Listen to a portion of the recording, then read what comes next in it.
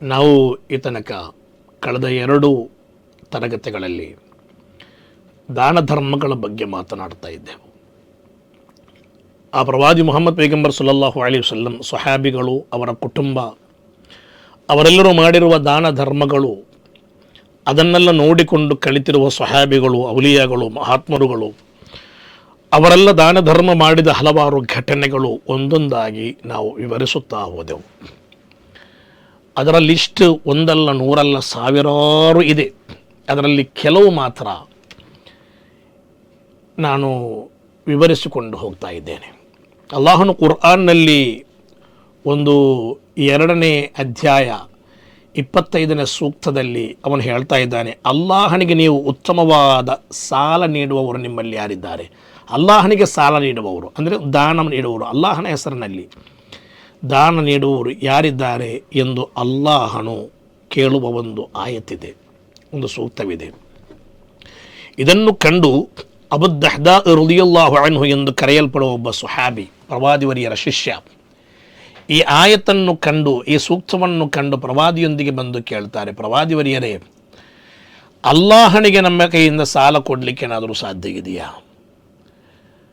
ಅಲ್ಲಾಹನಿಗೆ ಸಾಲ ಕೊಡಲಿಕ್ಕೆ ಸಾಧ್ಯ ಇದೆಯಾ? ಅದರ ಅರ್ಥ ಅಲ್ಲಾಹನ ಹೆಸರಿನಲ್ಲಿ ದಾನ ನೀಡುವುದು ಎಂದಾಗಿದೆ.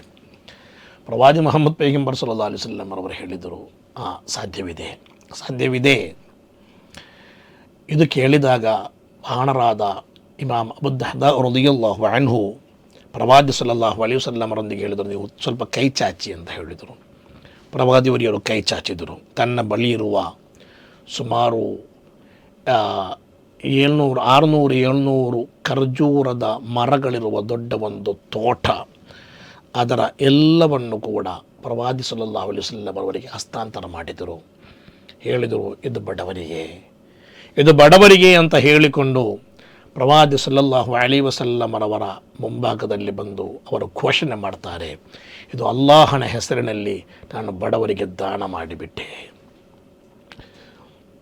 ಪವಿತ್ರ ಕುರ್ಆನಿನ ಒಂದು ಸೂಕ್ತವನ್ನು ಕಂಡಾಗ, ಕಾರಣ ಅಲ್ಲಾಹು ಹೇಳುವ ಕುದುಸಿಯಾದ ಹದೀಸ್ನಲ್ಲಿ ಕಾಣ್ತಾ ಇದ್ದೆ, ನಾಳೆ ಪರಲೋಕದಲ್ಲಿ ಅಲ್ಲಾಹನು ಮನುಷ್ಯರೊಂದಿಗೆ ಕೇಳ್ತಾನೆ, ನಾನು ನಿನ್ನ ಬಳಿಗೆ ಯಾಚನೆ ಮಾಡಲಿಕ್ಕೆ ಬೇಕಾಗಿ ಬಂದೆ, ಆ ಸಂದರ್ಭದಲ್ಲಿ ನನಗೇನೂ ಕೂಡ ಕೊಡದೆ ನೀನು ಕಲಿಸಿಬಿಟ್ಟಿಯಲ್ವಾ ಎಂದು ಮನುಷ್ಯನೊಂದಿಗೆ ಕೇಳುವಾಗ ಮನುಷ್ಯ ಕೇಳ್ತಾನೆ, ಅಲ್ಲ, ನೀನು ದೊಡ್ಡ ಶ್ರೀಮಂತ, ನಿನ್ನಲ್ಲಿರುವಷ್ಟು ಯಾರ ಹತ್ರ ಕೂಡ ಇಲ್ಲ, ನಿನ್ನ ಖಜಾನೆ ತುಂಬ ದೊಡ್ಡದಿದೆ, ಆದರೆ ನೀನು ನಮ್ಮೊಂದಿಗೆ ಬಂದು ಯಾಚನೆ ಮಾಡುವುದಂತ ಹೇಳಿದರೆ ಅದು ಹೇಗೆ ಅರ್ಥವಾಗದೆ ಕೇಳುವಾಗ ಅಲ್ಲಾಹನು ಹೇಳ್ತಾನೆ, ಅದರ ಅರ್ಥ ನನ್ನ ದಾಸರಾದ ಹಲವಾರು ಮನುಷ್ಯರು ನಿನ್ನ ಬಳಿಗೆ ಕೈ ಚಾಚುತ್ತಾ ಬಂದರು, ಏನಾದರೂ ಕೊಡಿ ಅಂತ ಹೇಳಿ ಆ ಸಂದರ್ಭದಲ್ಲಿ ನೀನು ಕೊಟ್ಟಿಲ್ಲ, ನೀನು ಬರಿಗೈಯಲ್ಲಿ ಕಲಿಸಿಬಿಟ್ಟೆ, ಚುಚ್ಚು ಮಾತುಗಳ ಮೂಲಕ ಅವನನ್ನು ನೋಯಿಸಿಬಿಟ್ಟೆ. ಒಂದು ವೇಳೆ ನೀನು ಅವನಿಗೆ ಕೊಟ್ಟಿದ್ದರೆ ಅವನಲ್ಲಿ ನೀನು ನನ್ನನ್ನು ಕಾಣುತ್ತಿದ್ದಿ, ಅವನಿಗೆ ಕೊಟ್ಟರೆ ಅದು ನನಗೆ ಕೊಟ್ಟಂತಾಗುತ್ತಿತ್ತು ಎಂದು ಹೇಳುವ ಕುದುಸಿಯಾದ ಹದೀಸ್ ನಮಗೆ ಕಾಣಲಿಕ್ಕೆ ಸಾಧ್ಯವಿದೆ. ಅದೇ ರೀತಿಯಾಗಿದೆ ಈ ಆಯತ್ತಿನಲ್ಲೂ ಕೂಡ, ನನಗೆ ಉತ್ತಮವಾದ ಒಂದು ಸಾಲ ಕೊಡುವವರು ಯಾರಿದ್ದಾರೆ ಎಂದು ಅಲ್ಲಾಹನು ಪವಿತ್ರ ಕುರ್ಆನ್ ಮೂಲಕ ಕೇಳುತ್ತಿದ್ದಾನೆ. ಇದನ್ನು ಕಂಡಾಗ ಆ ಅಬೂ ದಹ್ದಾ ರಲಿಯಲ್ಲಾಹು ಅನ್ಹು ಸುಮಾರು 700ರಷ್ಟು ಬರುವ ಖರ್ಜೂರದ ಮರಗಳಿರುವ ದೊಡ್ಡ ವಿಶಾಲವಾದ ತೋಟ, ಅದನ್ನೆಲ್ಲ ಪ್ರವಾದಿ ಮುಹಮ್ಮದ್ ಪೈಗಂಬರ್ ಸಲ್ಲಲ್ಲಾಹು ಅಲೈಹಿ ವಸಲ್ಲಂ ಅವರಿಗೆ ಪ್ರವಾದಿ ಮುಹಮ್ಮದ್ ಪೈಗಂಬರ್ ಸಲ್ಲಲ್ಲಾಹು ಅಲೈಹಿ ವಸಲ್ಲಂ ಅವರ ಕೈಗೊಪ್ಪಿಸಿ ನಂತರ ತೋಟದ ಪಕ್ಕದಲ್ಲಿ ಬಂದು ನಿಂತು, ತೋಟದ ಒಳಗೆ ಬರಲ್ಲ, ಪಕ್ಕದಲ್ಲಿ ನಿಂತುಕೊಂಡು ಒಳಗಿರುವ ಹೆಂಡತಿ ಮಕ್ಕಳನ್ನು ಕರೆದು ಹೊರಗೆ ಕರೀತಾರೆ. ಕರೆದ ನಂತರ ಹೇಳ್ತಾರೆ, ಓ ಹೆಂಡತಿ ಮಕ್ಕಳೇ ಬನ್ನಿ, ಇವತ್ತಿನಿಂದ ಇದು ನಮ್ಮದಲ್ಲ, ಹೊರಗೆ ಬನ್ನಿ, ಇದು ಬಡವರಿಗೆ ಬೇಕಾಗಿ ದಾನ ಮಾಡಿ ಮುಗಿದಿದೆ. ಇವತ್ತಿನಿಂದ ಇದರಲ್ಲಿ ಒಂದನ್ನು ಕೂಡ ನಮಗೆ ತಿನ್ನಲಿಕ್ಕಿಲ್ಲ, ಇಲ್ಲಿ ನಾವು ಕೂರ್ಲಿಕ್ಕಿಲ್ಲ, ನಾವು ತಂಗಲಿಕ್ಕಿಲ್ಲ, ಬನ್ನಿ. ಬಂದಂತಹ ಪತ್ನಿ ಕೇಳ್ತಾರೆ, ಏನಾಯಿತು, ಎಲ್ಲಿ ಕೊಟ್ಟರೆ, ಯಾರಿಗೆ ಕೊಟ್ಟರೆ? ನಾನು ಪ್ರವಾದಿ ಮುಹಮ್ಮದ್ ಪೈಗಂಬರ್ರವರಿಗೆ ಎಲ್ಲವನ್ನು ಕೂಡ ಅಲ್ಲಾಹನ ಹೆಸರಲ್ಲಿ ದಾನ ಮಾಡಿಬಿಟ್ಟೆ. ಪತ್ನಿ ಮಕ್ಕಳು ಇಬ್ಬರು ಒಟ್ಟಾಗಿ ಹೇಳಿದರು, ಭಾರೀ ಒಳ್ಳೆ ಕೆಲಸ ಮಾಡಿಬಿಟ್ಟಿದ್ದೀರಿ, ನಮಗೆ ಆಖಿರತಿಗೆ ಬೇಕಾಗಿ ಸೃಷ್ಟಿಕರ್ತನ ಬಳಿಯಲ್ಲಿ ಸವಾಬು ಲಭಿಸಲು, ಪ್ರತಿಫಲ ಲಭಿಸಲು ತುಂಬ ಒಳ್ಳೆ ಕೆಲಸ ಮಾಡಿಬಿಟ್ಟಿದ್ದೀರಿ ಎಂದು ಅವರು ಖುಷಿ ಪಟ್ಟದ್ದು ಚರಿತ್ರೆಯಲ್ಲಿದೆ. ನಮ್ಮಲ್ಲಾದರೆ ಗಂಡ ಕೊಟ್ಟರೆ ಹೆಂಡತಿಗಾಗಲ್ಲ, ಹೆಂಡತಿ ಕೊಟ್ಟರೆ ಗಂಡನಿಗಾಗಲ್ಲ. ಬೇರೆಯವರಿಗೆ ಬಿಡಿ, ಸ್ವಂತ ತಮ್ಮನಿಗೆ ಅಣ್ಣನಿಗೆ ಏನಾದರೂ ಸಹಾಯ ಮಾಡಿಬಿಟ್ರೆ ಅವರಿಗೇಕೆ ಕೊಡುವುದು, ಅವರು ದುಡಿಯುವುದಿಲ್ವಾ ಎಂದು ಚುಚ್ಚು ಮಾತುಗಳ ಮೂಲಕ ಗಂಡಂದಿರನ್ನು ಮತ್ತೆ ನಿರಾಶೆಗೊಳಿಸುವ ಹೆಂಡತಿಯರು ಇರುವ ಕಾಲದಲ್ಲಿ ಅವರು ಕಲಿಯಬೇಕಾದ ಚರಿತ್ರೆ ಇದು. ತನ್ನ ಗಂಡ ದೊಡ್ಡ ಒಂದು 700 ಖರ್ಜೂರದ ಮರಗಳಿರುವ ತೋಟವನ್ನು ದಾನ ಮಾಡಿ ಬರುವಾಗ ಖುಷಿಪಟ್ಟಂತಹ ಪತ್ನಿಯರಿದ್ದ ಒಂದು ಕಾಲವಿತ್ತು. ಆ ಕಾಲಕ್ಕೂ ಈ ಕಾಲಕ್ಕೆ ಎಷ್ಟು ಡಿಫರೆನ್ಸ್ ಇದೆ ಎಂದು ನೋಡಿ. ಗಂಡನ ಸ್ವಂತ ತಾಯಿಗೆ ಕೊಡಲಿಕ್ಕೆ ಬಿಡಲ್ಲ, ಗಂಡನ ಸ್ವಂತ ತಂದೆಗೆ ಕೊಡಲಿಕ್ಕೆ ಬಿಡಲ್ಲ, ಅವನ ಅಣ್ಣ ತಮ್ಮಂದಿರಿಗೆ ಕೊಡಲಿಕ್ಕೆ ಇವತ್ತಿನ ಪತ್ನಿಯಂದಿರು ಬಿಡುತ್ತಾ ಇಲ್ಲ, ಹಲವಾರು ಪತ್ನಿಯಂದಿರು ಬಿಡುತ್ತಾ ಇಲ್ಲ. ಎಷ್ಟು ಒಳ್ಳೆಯ ಪತ್ನಿಯಾದರೂ ಕೂಡ ಕೆಲವೊಮ್ಮೆ ಅದಕ್ಕೆ ತಡೆಯಾಗಿ ನಿಲ್ಲುವುದನ್ನು ನಾವು ಕಾಣುತ್ತಿದ್ದೇವೆ. ಕಾಲ ಕೆಟ್ಟು ಹೋಗಿದೆ ಎಂದು ಹೇಳುವುದು ಇದಕ್ಕೆ. ಕಾಲ ಕೆಟ್ಟು ಹೋಗಿದೆ, ಮನುಷ್ಯರು ಕೆಟ್ಟು ಹೋಗುತ್ತಿದ್ದಾರೆ. ಮನುಷ್ಯ ಮನಸ್ಸುಗಳಿಂದ ಮನುಷ್ಯತ್ವ ಎಂಬುದು ನಾಶವಾಗಿ ಹೋಗುತ್ತಿದೆ. ಸ್ವಾರ್ಥಗಳು ತುಂಬಿಬಿಟ್ಟಿದೆ. ಸ್ವಾರ್ಥಗಳು ತುಂಬಿದ ಒಂದು ಪ್ರಪಂಚದಲ್ಲಿ ನಾವು ಬದುಕುತ್ತಿದ್ದೇವೆ. ಸ್ವಾರ್ಥಗಳು ಮನುಷ್ಯತ್ವವನ್ನು ತಿಂದು ಬಿಡುತ್ತಾ ಇದೆ. ಮನುಷ್ಯರ ಪರಲೋಕವನ್ನು ಕೂಡ ಅದು ನಾಶ ಮಾಡಿ ಬಿಡುತ್ತಾ ಇದೆ. ಪ್ರವಾದಿ ಮುಹಮ್ಮದ್ ಪೈಗಂಬರ್ ಅವರ ಕುಟುಂಬಿಕರ ಚರಿತ್ರೆಗಳು ಅದ್ಭುತವಾಗಿದೆ. ಇಮಾಮ್ ಹಸನ್ ರಲಿಯಲ್ಲಾಹು ಅನ್ಹು ಪ್ರವಾದಿವರಿಯರ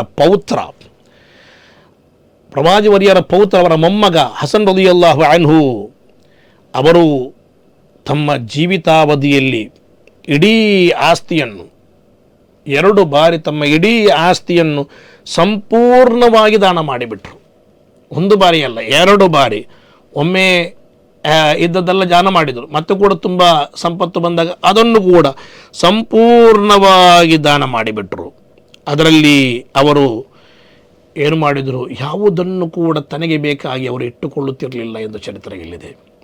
2 ಜೋಡಿ ಬಟ್ಟೆ ಇದ್ದರೆ ಒಮ್ಮೆಲೆ 1 ಜೋಡಿ ಅವರು ಕೊಟ್ಟು ಬಿಡ್ತಾ ಇದ್ದರು. 2 ಜೋಡಿ ಚಪ್ಪಲಿದ್ದಾಗ 1 ಚಪ್ಪಲಿಯನ್ನು ಕೊಟ್ಟು ಬಿಟ್ಟರು, 1 ಜೋಡಿ ಚಪ್ಪಲಿಯನ್ನು ಕೊಟ್ಟು ಬಿಟ್ಟರು ಎಂದು ಕೂಡ ಚರಿತ್ರೆಯಲ್ಲಿ ಕಾಣ್ತಾ ಇದೆ. ಅವರ ಮಕ್ಕಳದ್ದು ನೋಡಿದ್ದೇವೆ ನಾವು. ಅವರ ಪತ್ನಿಯಂದಿರ ದಾನ ಧರ್ಮಗಳನ್ನು ನಾವು ಕೇಳಿದ್ದೇವೆ ಮೊನ್ನೆ. ಈಗ ಅವರ ಮೊಮ್ಮಕ್ಕಳು ಕೂಡ ಅದೇ ರೀತಿ, ಮೊಮ್ಮಕ್ಕಳು ಕೂಡ ಅದೇ ರೀತಿಯಾಗಿದ್ದರು ಎಂದು ಚರಿತ್ರೆಯಲ್ಲಿದೆ. ಮೊಮ್ಮಕ್ಕಳಲ್ಲಿ ಅತ್ಯಂತ ಪ್ರಮುಖರು ನಾವು ಕರ್ಬಲಾದ ಚರಿತ್ರೆಯನ್ನು ಓದುವಾಗ ಕಂಡಿದ್ದೇವೆ. ಇಮಾಮ್ ಝೈನುಲ್ ಆಬಿದೀನ್ ರಲಿಯಲ್ಲಾಹು ಅನ್ಹು, ಹಜರತ್ ಹುಸೈನ್ ರಲಿಯಲ್ಲಾಹು ಅನ್ಹು ಅವರ ಮಗ. ಅವರ ದಾನದ ಶೈಲಿ ಇತಿಹಾಸದಲ್ಲಿ ಅತ್ಯಂತ ವಿಶಿಷ್ಟವಾಗಿ ದಾಖಲಾಗಿದೆ. ಅವರು ಜೀವಂತವಿದ್ದಾಗ 100 ಬಡ ಕುಟುಂಬಗಳಿಗೆ ಪ್ರತಿದಿನ ರಾತ್ರಿಯೂ ಕೂಡ ಅವರು ರಾತ್ರಿ ಸಮಯದಲ್ಲಿ ಬಡವರ ಮನೆಯ ಬಾಗಿಲಿಗೆ ಹೋಗಿ ದಾನ ಧರ್ಮಗಳನ್ನು ತಲುಪಿಸ್ತಾ ಇದ್ದರು. ಪ್ರವಾದಿ ಸಲ್ಲಲ್ಲಾಹು ಅಲೈಹಿ ವಸಲ್ಲಮರವರ ಪೌತ್ರ ಹುಸೈನ್ ರಲಿಯಲ್ಲಾಹು ಅನ್ಹು ಅವರ ಮಗ ಹಜರತ್ ಝೈನುಲ್ ಆಬಿದೀನ್ ರಲಿಯಲ್ಲಾಹು ಅನ್ಹು ಪ್ರತಿದಿನ ರಾತ್ರಿಯೂ ಕೂಡ ಅವರು ಬಡವರ ಮನೆ ಹುಡುಕಿಕೊಂಡು ಹೋಗುತ್ತಾರೆ. ಅತ್ಯಂತ ಕಡು ಬಡವರಾದ ಮನುಷ್ಯರ ಬಾಗಿಲಿಗೆ ಹೋಗಿ ಅನ್ನಾಹಾರಗಳ ಧಾನ್ಯಗಳಿರುವ ಕಟ್ಟನ್ನು ಪ್ರತಿ ಬಡವರ ಮನೆಯ ಬಾಗಿಲಲ್ಲಿ ಇಟ್ಟುಕೊಂಡು ಬರುತ್ತಿದ್ದರು. ಯಾರಿಗೂ ಕೂಡ ಗೊತ್ತಾಗಿಲ್ಲ, ಯಾರಿಗೂ ಕೂಡ ತಿಳಿದಿಲ್ಲ, ಇದು ಯಾರಿಡುತ್ತಾರೆಂದು ಯಾರಿಗೂ ಕೂಡ ಗೊತ್ತಿಲ್ಲ. ಅವರು ಮರಣ ಹೊಂದಿದ ದಿನ ಅವತ್ತು ರಾತ್ರಿ ಬಡವರ ಮನೆಗೆ ಅನ್ನ ತಲುಪಿಲ್ಲ, ಅಕ್ಕಿ ತಲುಪಿಲ್ಲ, ರೇಷನ್ ತಲುಪಿಲ್ಲ. ಅವತ್ತು ಆ ಊರಿಗೆ ತಿಳಿಯಿತು, ಈ ತನಕ ಬಡವರಾದ ಹಲವಾರು ಕುಟುಂಬಗಳ ಮನೆಗಳಿಗೆ ರಾತ್ರಿ ಗೊತ್ತಾಗದೆ ರಾತ್ರಿಯ ನೀರವತೆಯಲ್ಲಿ ಎಲ್ಲರೂ ಕೂಡ ಮಲಗಿರುವಾಗ ಹೊತ್ತುಕೊಂಡು ಬಂದ ಅನ್ನಾಹಾರಗಳನ್ನು ತಲುಪಿಸುತ್ತಿದ್ದ ವ್ಯಕ್ತಿ ಮುಹಮ್ಮದ್ ಪೈಗಂಬರ್ರವರ ಪೌತ್ರ ಹುಸೈನ್ ರಲಿಯಲ್ಲಾಹು ಅನ್ಹು ಅವರ ಮಗ ಹಜರತ್ ಝೈನುಲ್ ಆಬಿದೀನ್ ಆಗಿದ್ದರು ಅಂತ ಹೇಳಿ ಚರಿತ್ರೆಯಲ್ಲಿ ಕಾಣುತ್ತಾ ಇದೆ. ಅವರ ಜನಾಸವನ್ನು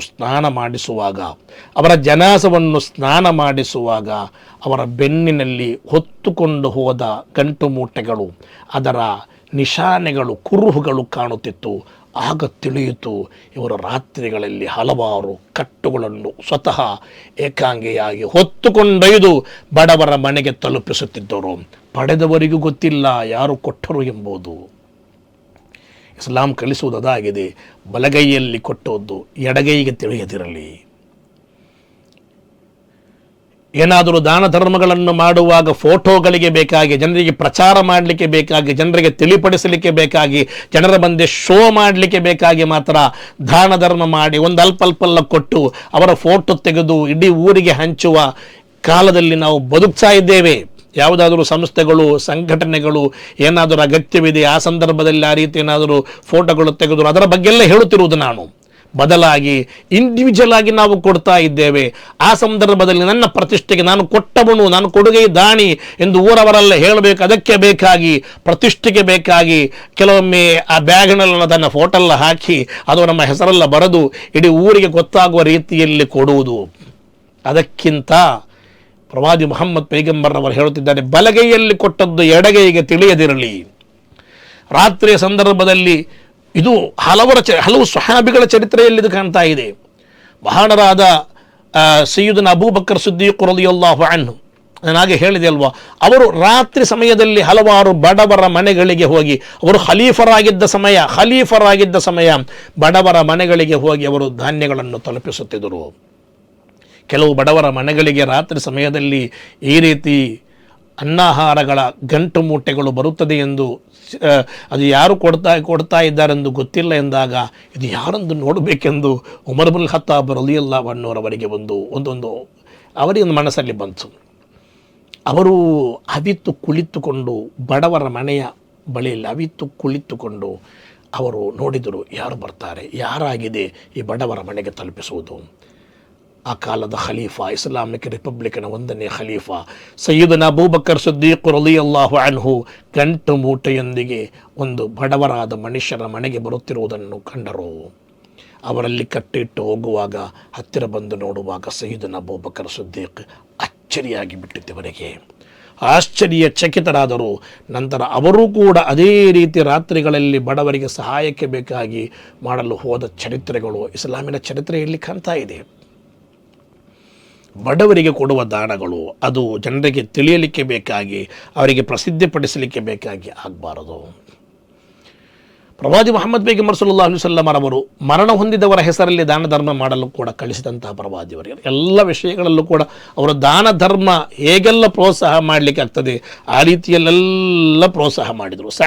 ಸಅದ್ ಬಿನ್ ಉಬಾದ ರಲಿಯಲ್ಲಾಹು ಅನ್ಹು ಪ್ರವಾದಿ ಸಲ್ಲಲ್ಲಾಹು ಅಲೈಹಿ ವಸಲ್ಲಂ ಅವರ ಬಳಿಯಲ್ಲಿ ಬಂದು ಹೇಳ್ತಾರೆ, ನನ್ನ ತಾಯಿ ಮರಣ ಹೊಂದಿದಾಗ ನಾನು ಇರಲಿಲ್ಲ, ನನಗೆ ಇದರಲ್ಲಿ ಪಾಲ್ಗೊಳ್ಳಿಕ್ಕೆ ಆಗಲಿಲ್ಲ, ಅವರ ಜನಾಸದಲ್ಲೆಲ್ಲ ಪಾಲ್ಗೊಳ್ಳಿಕ್ಕೆ ಆಗಲಿಲ್ಲ, ನನಗೆ ಮನಸ್ಸಲ್ಲಿ ನೋವಿದೆ. ಅದಕ್ಕೆ ಬೇಕಾಗಿ ನಾನು ನನ್ನ ತಾಯಿಯ ಹೆಸರಲ್ಲಿ ಒಂದು ಒಳ್ಳೆಯ ಬಾವಿಯನ್ನು ತೆರೆದುಕೊಟ್ಟರೆ ಬಹಳಷ್ಟು ಜನರಿಗೆ ನೀರಿನ ವ್ಯವಸ್ಥೆಯೂ ಕೂಡ ಆಗ್ತದೆ, ನನ್ನ ತಾಯಿಗೆ ಅದರ ಪ್ರತಿಫಲವೂ ಕೂಡ ಲಭಿಸುತ್ತದೆ, ಒಳ್ಳೆಯದಲ್ವಾ ಎಂದು ಪ್ರವಾದಿ ಮುಹಮ್ಮದ್ ಪೈಗಂಬರ್ ಸಲ್ಲಲ್ಲಾಹು ಅಲೈಹಿ ವಸಲ್ಲಂ ಅವರ ಬಳಿಗೆ ಬಂದು ಹೇಳಿದಾಗ ಪ್ರವಾದಿ ಸಲ್ಲಲ್ಲಾಹು ಅಲೈಹಿ ವಸಲ್ಲಂ ಅದಕ್ಕೆ ಅವಕಾಶ ಕೊಟ್ಟರು. ಮಾಡು, ಭಾರಿ ಒಳ್ಳೆ ಕೆಲಸ ಅಂತ ಹೇಳಿ ಪ್ರೋತ್ಸಾಹ ಮಾಡಿದರು. ಅವರೂ ಒಂದು ಬಾವಿಯನ್ನು ತೋಡಿ ತನ್ನ ತಾಯಿಯ ಹೆಸರಲ್ಲಿ ಕೊಟ್ಟರು. ಅದು ನಂತರ ಬಿಅರು ಉಮ್ಮಿ ಸಅದ್ ಎಂಬ ಹೆಸರಿನಲ್ಲಿ ಅದು ಪ್ರಸಿದ್ಧಿಯಾಯಿತು ಎಂದು ಚರಿತ್ರೆಯಲ್ಲಿದೆ. ಹೀಗೆ ಮರಣ ಹೊಂದಿದವರ ಹೆಸರಲ್ಲಿ ದಾನ ಧರ್ಮಗಳನ್ನು ಮಾಡಿ, ಸಂಕಷ್ಟಗಳು ಬಂದಾಗ ದಾನ ಧರ್ಮಗಳನ್ನು ಮಾಡಿ, ನಿಮಗೆ ಏನಾದರೂ ಒಂದು ಸಂತೋಷ ಲಭಿಸಿದಾಗ ದಾನ ಧರ್ಮಗಳನ್ನು ಮಾಡಿ, ಹಬ್ಬಗಳು ಬರುವಾಗ ದಾನ ಧರ್ಮಗಳನ್ನು ಮಾಡಿ, ಈ ರೀತಿ ಪ್ರತಿಯೊಂದು ಕ್ಷಣಗಳಲ್ಲೂ ಕೂಡ ದಾನ ಧರ್ಮಗಳನ್ನು ಮಾಡಲಿಕ್ಕೆ ಬೇಕಾಗಿ ಪ್ರವಾದಿ ಸಲ್ಲಲ್ಲಾಹು ಅಲೈಹಿ ವಸಲ್ಲಂ ಹೆಚ್ಚು ಹೆಚ್ಚು ಹೆಚ್ಚು ಹೆಚ್ಚು ಪ್ರೋತ್ಸಾಹ ಕೊಡುವುದು ಕಾಣುತ್ತೇವೆ. ಎಲ್ಲ ಕಡೆಗಳಲ್ಲಿ ಹಬ್ಬಗಳ ಸಂದರ್ಭ, ಖುಷಿಪಟ್ಟ ಸಂದರ್ಭ, ದುಃಖ ಬಂದ ಸಂದರ್ಭ, ಕಷ್ಟದಲ್ಲಿರುವಾಗ, ಒಳಿತು ಬರುವಾಗ ಎಲ್ಲ ಕಡೆಯಲ್ಲೂ ಕೂಡ ದಾನ ಧರ್ಮಕ್ಕೆ ದೊಡ್ಡ ಮಹತ್ವ. ಕಾರಣ ಅದರಿಂದ ಹಲವಾರು ಮನುಷ್ಯರ ಕಣ್ಣೀರೊಪ್ಪಲು ಸಾಧ್ಯವಾಗ್ತದೆ, ಹಲವಾರು ಬಡವರಿಗೆ ಅನ್ನಹಾರಗಳು ಅವರ ಹೊಟ್ಟೆ ತುಂಬುತ್ತದೆ, ಅವರು ಸಂತೋಷ ಪಡ್ತಾರೆ. ಅದಕ್ಕೆ ಬೇಕಾಗಿ ಮಹಾನರಾದ ಅಬ್ದುರ್ ರಹ್ಮಾನ್ ಇಬ್ನ್ ಔಫ್ ರಲಿಯಲ್ಲಾಹು ಅನ್ಹು ಮಹಾನರಾದ ಅವರು ಒಂದು ದಿನ ದೊಡ್ಡ ಹೇರಳವಾದ ಲಾಭ ಲಭಿಸಿದ ಒಂದು ದಿನ. ಅವತ್ತು ಅವರಿಂದ ಬಂದ ಸಂಪತ್ತು ಅವರ ಆ ಪ್ರದೇಶದಲ್ಲೆಲ್ಲ ಬಿದ್ದಿತ್ತು. ಇಡೀ ಗೌಜಿ ಗದ್ದಲ ಕೇಳ್ತಾ ಇತ್ತು. ಐಷಾ ಬೀವಿ ರಲಿಯಲ್ಲಾಹು ಅನ್ಹಾರವರ ಮನೆಯಲ್ಲಿದ್ದರು, ಪ್ರವಾದಿವರಿಯರ ಪತ್ನಿ. ಅವರು ಕೇಳಿದರು, ಅಲ್ಲಿ ಗೌಜಿ ಗದ್ದಲ ಕೇಳ್ತಾ ಇದ್ದಿಲ್ಲ ಏನು? ಆಗ ಪ್ರವಾದಿ ಸಲ್ಲಲ್ಲಾಹು ಅಲೈಹಿ ವಸಲ್ಲಂ ಅಲ್ಲಿನವರೆಲ್ಲ ಹೇಳಿದರು, ಅಬ್ದುರ್ರಹ್ಮಾನ್ ಬಿನ್ ಔಫ್ ರಲಿಯಲ್ಲಾಹು ಅನ್ಹುರವರ ವ್ಯಾಪಾರ ತಂಡ ಇವತ್ತಲ್ಲಿಗೆ ಬಂದಿದೆ. ಹಾಗೆಲ್ಲ ಗೋಜಿಗೆದ್ದಲ್ಲ, ದೊಡ್ಡ ವ್ಯಾಪಾರ ತಂಡವಲ್ವಾ, ಅವರ ಗರ್ಭ ಶ್ರೀಮಂತರಲ್ವಾ. ಮಹಾನರಾದ ಐಷಾ ಬೀವಿ ರಲಿಯಲ್ಲಾಹು ಅನ್ಹಾರವರು ಹೇಳ್ತಾರೆ, ಹೌದು, ಪ್ರವಾದಿ ಸಲ್ಲಲ್ಲಾಹು ಅಲೈಹಿ ವಸಲ್ಲಮರವರು ಹೇಳಿದ್ದು ನಾನು ಕೇಳಿದ್ದೇನೆ. ಸ್ವಹಾಬಿಗಳಲ್ಲಿ ಅತ್ಯಂತ ಕಡೆಯದಾಗಿ ಸ್ವರ್ಗಕ್ಕೆ ಹೋಗುವವರು ಅಬ್ದುರ್ರಹ್ಮಾನ್ ಬಿನ್ ಔಫ್. ಕಾರಣ ಅವರಿಗೆಲ್ಲ ಲೆಕ್ಕ ಕೊಟ್ಟು ಮುಗಿಬೇಕಲ್ವಾ, ಎಲ್ಲ ಲೆಕ್ಕ ಕೊಟ್ಟು ಮುಗಿಬೇಕಲ್ಲ. ಆದ್ದರಿಂದ ಅವರು ತೆವಳುತ್ತಾ ಸ್ವರ್ಗಕ್ಕೆ ಕಡೆಯದಾಗಿ ಬರ್ತಾರೆ ಎಂದು ಪ್ರವಾದಿವರಿಯರು ಹೇಳಿದ್ದು ಕೇಳಿದ್ದೇನೆ. ಅಬ್ದುರ್ರಹ್ಮಾನ್ ಬಿನ್ ಔಫ್ ರಲಿಯಲ್ಲಾಹು ಓಡಿ ಬಂದರು ಪ್ರವಾದಿಯೇ ಪತ್ನಿಯಾದ ಆಯಿಷಾ ರಲಿಯಲ್ಲಾಹು ಅನ್ಹಾರವರ ಬಳಿಗೆ ಬಂದು ಸುಮಾರು 500-600ರಷ್ಟು ಬರುವ 100 ಒಂಟೆಗಳನ್ನು ದಾನ ಮಾಡಿಬಿಟ್ರು. ಅವರು ಹೇಳಿದರು, ನನಗೆ ತೆವಳುತ್ತಾ ಹೋಗಬಾರದು, ಸ್ವರ್ಗಕ್ಕೆ ನನಗೆ ನಡೆಯುತ್ತಾ ಓಡುತ್ತಾ ಹೋಗಬೇಕು ಎಂದು ಹೇಳಿ ದಾನ ಧರ್ಮ ಮಾಡಿದ್ದು ಚರಿತ್ರೆಯಲ್ಲಿದೆ. ಅಬ್ದುರ್ರಹ್ಮಾನ್ ಬಿನ್ ಔಫ್ ಅವರು ಸಣ್ಣ ವ್ಯಕ್ತಿ ಏನೂ ಅಲ್ಲ. ಪ್ರವಾದಿ ಸಲ್ಲಲ್ಲಾಹು ಅಲೈಹಿ ವಸಲ್ಲಮರವರು ಸ್ವರ್ಗಕ್ಕೆ ಹೋಗಲಿಕ್ಕಿದ್ದಾರೆ ಎಂದು ಹೇಳಿದ 10 ಮಂದಿಯಲ್ಲಿ ಒಬ್ಬರು ಸಅದುನ್ ಸঈದುನ್ ಜುಬೈರುನ್ ಸಅದುನ್ ಸঈದುನ್ ಜುಬೈರ್ ಅಬ್ದುರ್ರಹ್ಮಾನ್ ಬಿನ್ ಔಫ್ 10 ಮಂದಿಯಲ್ಲಿ ಒಬ್ಬರಾಗಿದ್ದಾರೆ. ಅವರು ಅಬ್ದುರ್ರಹ್ಮಾನ್ ಬಿನ್ ಔಫ್ ಸ್ವರ್ಗಕ್ಕೆ ಹೋಗಲಿಕ್ಕಿರುವ 10 ಮಂದಿಗಳಲ್ಲಿ 10 ಸ್ವರ್ಗಕ್ಕೆ ಹೋಗಲಿಕ್ಕಿದ್ದಾರೆ ಎಂದು ಪ್ರವಾದಿ ಸಲ್ಲಲ್ಲಾಹು ಅಲೈಹಿ ವಸಲ್ಲಮರವರು ಒಂದೇ ಸಂದರ್ಭದಲ್ಲಿ ಘೋಷಣೆ ಮಾಡಿದ 10 ಮಂದಿಯಲ್ಲೊಬ್ಬರು. ದೊಡ್ಡ ವ್ಯಕ್ತಿಯವರು. ಆದರೆ ಸಂಪತ್ತು ಜಾಸ್ತಿಯಾದಾಗ ಪ್ರತಿಯೊಂದರ ಕೂಡ ಲೆಕ್ಕ ಕೊಡಬೇಕಾಗಿದೆ. ಅಲ್ಲಾಹನ ಬಳಿಯಲ್ಲಿ ಲೆಕ್ಕ ಕೊಡಬೇಕು. ಆದ್ದರಿಂದ ನಾವು ನಮ್ಮ ಸಂಪತ್ತು, ನಮಗೆ ಸೃಷ್ಟಿಕರ್ತನು ನೀಡಿದ ಪ್ರತಿಯೊಂದು ಅದರ ಬಗ್ಗೆ ಅಲ್ಲಾಹನ ಬಳಿಯಲ್ಲಿ ಲೆಕ್ಕ ಕೊಡಲಿಕ್ಕಿದೆ ಎಂಬುದು ನಮ್ಮ ಮನಸ್ಸಲ್ಲಿ ಬೇಕು. ಬಹಳಷ್ಟು ಚರಿತ್ರೆಗಳು ಕಾಣ್ತಾ ಇದೆ. ಅಬ್ದುಲ್ಲಾಹ್ ಇಬ್ನ್ ಜಾಫರ್ ರಲಿಯಲ್ಲಾಹು ಅನ್ಹು ಅವರು ಹೇಳ್ತಾರೆ, ಅವರು ಪ್ರಯಾಣ ಮಾಡ್ತಾ ಇರುವಾಗ ಒಂದು ಖರ್ಜೂರದ ತೋಟದ ಬಳಿಯಲ್ಲಿ ವಿಶ್ರಾಂತಿ ಮಾಡ್ತಾರೆ. ಅಬ್ದುಲ್ಲಾಹ್ ಇಬ್ನ್ ಜಾಫರ್ ರಲಿಯಲ್ಲಾಹು ಅನ್ಹು ಒಂದು ಯಾತ್ರೆಯ ಮಧ್ಯೆ ಒಂದು ಖರ್ಜೂರದ ತೋಟದಲ್ಲಿ ವಿಶ್ರಾಂತಿ ಮಾಡುವಾಗ ಆ ಖರ್ಜೂರದ ತೋಟವನ್ನು ನೋಡುವ ಒಬ್ಬ ಗುಲಾಮ ಅವನ ಬಳಿಗೆ ಒಂದು ಮಧ್ಯಾಹ್ನದ ಹೊತ್ತಿಗೆ ಅವನು ಊಟಕ್ಕೆ ಒಂದು ರೊಟ್ಟಿಗಳನ್ನೆಲ್ಲ ನೀಡಲಾಗಿತ್ತು. ಅದನ್ನೆಲ್ಲ ಸರಿಪಡಿಸುವಾಗ ಒಂದು ನಾಯಿಯಲ್ಲಿಗೆ ಬಂತು. ಅವನೇನು ಮಾಡಿದ, ತನಗೆ ಊಟಕ್ಕೆ ಬೇಕಾಗಿಟ್ಟ ರೊಟ್ಟಿಯನ್ನು ನಾಯಿಗೆ ಕೊಟ್ಟ. ನಾಯಿಗೆ ಕೊಟ್ಟವನಲ್ಲಿ ಸುಮ್ಮನೆ ಕೂರುವುದು ಕಂಡಾಗ ಮಹಾನರಾದ ಈ ಅಬ್ದುಲ್ಲಾಹ್ ಇಬ್ನ್ ಜಾಫರ್ ರಲಿಯಲ್ಲಾಹು ಅನ್ಹು ಕೇಳ್ತಾರೆ, ಅಲ್ಲ ನೀನೇನು ತಿನ್ನಲ್ವಾ? ಹೇಳಿದ್ರೆ, ನಾನು ತಿನ್ನಲಿಕ್ಕೆಟ್ಟದ್ದು ನಾಯಿಗೆ ಕೊಟ್ಟು ಬಿಟ್ಟೆ. ಅಯ್ಯೋ, ನೀನು ತಿನ್ನೋದಕ್ಕೆ ನಾಯಿಗೆ ಕೊಟ್ಟದ್ದು? ಅವನು ಹೇಳ್ತಾನೆ, ಇಲ್ಲಿಗೆ ನಾಯಿ ಬರುವುದಿಲ್ಲ, ಸಾಮಾನ್ಯವಾಗಿ ಇಲ್ಲಿಗೆ ನಾಯಿ ಬರುವುದಿಲ್ಲ. ಆದರೆ ಇವತ್ತು ನಾಯಿ ಬಂದಿದ್ದರೆ ಆ ನಾಯಿ ತುಂಬ ಹಸಿದಿರಬಹುದು, ಆದ್ದರಿಂದಲೇ ಅದು ಬಂದಿದೆ, ಆಹಾರ ಹುಡುಕುತ್ತಾ ಬಂದಿದೆ, ಅದು ನನಗೆ ತುಂಬ ನೋವಾಯಿತು, ಅದಕ್ಕೆ ಕೊಟ್ಟು ಬಿಟ್ಟೆ. ಈ ಮಾತು ಕೇಳಿ ಅಬ್ದುಲ್ಲಾಹ್ ಇಬ್ನ್ ಜಾಫರ್ ರಲಿಯಲ್ಲಾಹು ಅನ್ಹುರವರಿಗೆ ತುಂಬ ಖುಷಿಯಾಗಿ ಬಿಟ್ಟಿತು. ಅವರು ದೊಡ್ಡ ಮೊತ್ತವನ್ನು ಕೊಟ್ಟು ಆ ಒಂದು ತೋಟವನ್ನು ಖರೀದಿ ಮಾಡಿ ಆ ತೋಟವನ್ನು ಈ ಗುಲಾಮನಾದ ವ್ಯಕ್ತಿಗೆ ದಾನ ಮಾಡಿದರು. ಈ ಗುಲಾಮನನ್ನು ಕೂಡ ದೊಡ್ಡ ಮೊತ್ತ ಕೊಟ್ಟು ಪಡೆದು ಅವರನ್ನು ಸ್ವತಂತ್ರಗೊಳಿಸಿ ಆ ತೋಟದ ಮಾಲೀಕನನ್ನಾಗಿ ಮಾಡಿಬಿಟ್ರು ಎಂದು ಚರಿತ್ರೆಯಲ್ಲಿ ಕಾಣ್ತಾ ಇದೆ. ಆ ವ್ಯಕ್ತಿಯ ದಾನ ಒಂದು ಕಡೆಯಲ್ಲಿ, ಒಂದು ಪ್ರಾಣಿಗೆ ದಾನ ಕೊಟ್ಟ, ಒಂದು ನಾಯಿಗೆ ದಾನ ಕೊಟ್ಟ. ನಾವೆಲ್ಲ ಬರುವಾಗ ಕಲ್ಲು ಬಿಸಾಡಿ ಓಡಿಸುವ ನಾಯಿಗೆ ಆ ಮನುಷ್ಯ ತಾನು ತಿನ್ನುವ ಆಹಾರ ತೆಗೆದುಕೊಟ್ಟ. ಇದು ಕಂಡಾಗ ಅಬ್ದುಲ್ಲಾಹ್ ಇಬ್ನ್ ಜಾಫರ್ ರಲಿಯಲ್ಲಾಹು ಎಂದು ಕರೆಯುವ ಮನುಷ್ಯ ಅವನ್ನು ಮುಕ್ತಗೊಳಿಸಿ ಆ ತೋಟವನ್ನು ಪಡೆದು ಅವನನ್ನೊಂದು ಗುಲಾಮದ ಸ್ಥಾನದಿಂದ ಒಂದು ಮಾಲೀಕನ ಸ್ಥಾನಕ್ಕೆ ತಲುಪಿಸಿಬಿಟ್ಟರು. ಇದೆಲ್ಲ ಚರಿತ್ರೆ ನಮಗೆ ಹೇಳಿಕೊಡುವ ಪಾಠಗಳಾಗಿವೆ. ಇಸ್ಲಾಮಿನ ಇತಿಹಾಸ ಪ್ರಸಿದ್ಧವಾದ ಹಲವಾರು ಘಟನೆಗಳು ನಮಗಿದರಲ್ಲಿ ಕಾಣಬಹುದು. ಯರ್ಮುಕ್ ಎಂಬ ಯುದ್ಧ ನಡೆಯುತ್ತಾ ಇದೆ. ಎಲ್ಲರೂ ಕೂಡ ಮರಣಶಯ್ಯೆಯಲ್ಲಿ ಹಲವಾರು ಸ್ವಹಾಬಿಗಳಿದ್ದಾರೆ. ಆಗ ಹಜರತ್ ಹುದೈಫಾ ರಲಿಯಲ್ಲಾಹು ಅನ್ಹುರವರು ಸ್ವಲ್ಪ ನೀರು ತಗೊಂಡು ಬಂದರು. ನೀರು ತಂದು ತನ್ನ ಸೋದರ ಸಂಬಂಧಿಯಾದ ಹಾರಿಸ್ರವರನ್ನು ಹುಡುಕುತ್ತಾ ನೀರು ತಂದು ಕೊಡುವಾಗ, ಮರಣಶಯ್ಯೆ ಅಂತ ಹೇಳಿದರೆ ತುಂಬ ಬಾಯಾರಿಕೆ ಇರುವ ಸಮಯ, ಆ ಸಮಯದಲ್ಲಿ ಹಾರಿಸ್ರವರ ಬಳಿಗೆ ಬಂದು ನೀರು ಕೊಡಲಿಕ್ಕೆ ನೋಡಿದಾಗ ಅವರು ಹೇಳಿದರು, ಪಕ್ಕದಲ್ಲಿರುವ ಇಕ್ರಿಮಾರವರನ್ನು ತೋರಿಸಿಕೊಂಡು ಹೇಳ್ತಾರೆ, ನನಗಿಂತ ಬಾಯಾರಿಕೆ ಅವನಿಗಿರ್ಬೋದು, ನಿಜಕ್ಕೂ ಇವರಿಗೆ ಮರಣಶಯ್ಯೆ, ದೊಡ್ಡ ಬಾಯಾರಿಕೆಯ ಸಮಯ, ಆ ಸಮಯದಲ್ಲಿ ನೀರು ಬೇಕಾಗ್ತದೆ. ಆಗ ಈ ಸ್ವಲ್ಪ ನೀರನ್ನು ಕಂಡವರು ಹೇಳ್ತಾರೆ, ನನಗೆ ಬೇಡ, ನನ್ನ ಮಿತ್ರ ಇಕ್ರಿಮ ನನಗಿಂತ ತೊಂದರೆ ಇಲ್ಲಿರ್ಬೋದು, ಅವರಿಗೆ ಕೊಡಿ. ಇಕ್ರಿಮಾರವರ ಬಳಿಗೆ ಈ ನೀರು ತೆಗೆದುಕೊಂಡು ಹೋಗುವಾಗ ಇಕ್ರಿಮಾರವರಿಗೆ ನೋಡಿದರು ತನ್ನ ಪಕ್ಕದಲ್ಲಿ ಮತ್ತೊಂದು ಜೀವ ಮರಣಶೈಲಿಯಲ್ಲಿ ಒದ್ದಾಡುತ್ತಿದೆ ರಣಾಂಗಣದಲ್ಲಿ. ಅಯ್ಯಾಷ್ ಅವರನ್ನು ತೋರಿಸಿಕೊಂಡು ಹೇಳ್ತಾರೆ, ಅಯ್ಯಾಶ್ರ ಬಳಿಗೆ ಹೋಗಿ. ಈಗ ಸುಮಾರು 8-10 ಮಂದಿಯ ಕೈಗಳಿಗೆ ಈ ನೀರು ಹೋಗಿ ಹೋಗಿ ಹೋಗಿ ಹೋಗಿ ಕಟ್ಟ ಕಡೆಯದಾಗಿ ರಿಟರ್ನ್ ಹಾರಿಸನ ಬಳಿಗೆ ಬರುವಾಗ ಅವರು ಶಹೀದಾಗಿದ್ದಾರೆ. ಇಕ್ರಿಮಾರವರ ಬಳಿಗೆ ಬಂದರು, ಅವರು ಶಹೀದಾಗಿದ್ದಾರೆ. ಅಯ್ಯಾಶ್ರವರ ಬಳಿಗೆ ಬಂದರು, ಅವರು ಶಹೀದಾಗಿದ್ದಾರೆ. ಆ ವ್ಯಕ್ತಿಗಳೆಲ್ಲರೂ ಕೂಡ ಶಹೀದಾಗುವಾಗ ಆ ನೀರಿನ ಒಂದಲ್ಪ ನೀರು ಇವರ ಸೋದರತ್ವಕ್ಕೆ, ಇವರ ಈ ಪ್ರೀತಿ ಅಥವಾ ದಾನ ಧರ್ಮ, ಮರಣದ ಸಮಯದಲ್ಲಿರುವ ದಾನ ಧರ್ಮಕ್ಕೆ ಸಾಕ್ಷಿಯಾಗಿ ಆ ಒಂದು ಕಪ್ಪಿನಲ್ಲಿರುವ ನೀರು ಬಾಕಿಯಾಗಿ ಉಳಿದಿತ್ತು ಎಂದು ಚರಿತ್ರೆಯಲ್ಲಿ ನಮಗೆ ಕಾಣಲಿಕ್ಕೆ ಸಾಧ್ಯವಿದೆ. ಆದ್ದರಿಂದ ನಾವು ಬಡವರಿಗೆ, ನಾವು ತಿನ್ನುವುದರಲ್ಲಿ ಸ್ವಲ್ಪ ಬಡವರಿಗೆ ಕೊಡುವವರಾಗೋಣ, ಅವರ ಮನಸ್ಸುಗಳಿಗೆ ನಾವು ತಲುಪೋಣ, ಅವರ ಬಾಯಾರಿಕೆಯನ್ನು, ಅವರ ಹಸಿವನ್ನು ನೀಗಿಸುವ ಒಳ್ಳೆ ಮನುಷ್ಯರಾಗೋಣ. ಚರಿತ್ರೆಯಲ್ಲಿ ಯಾವತ್ತೂ ಕೂಡ ಒಳಿತುಗಳನ್ನು ಮಾಡುವ ವ್ಯಕ್ತಿಗಳಾಗಿ ನಾವು ಉಳಿಯೋಣ. ಸೃಷ್ಟಿಕರ್ತನು ಅದಕ್ಕೆ ಅನುಗ್ರಹಿಸಲಿ.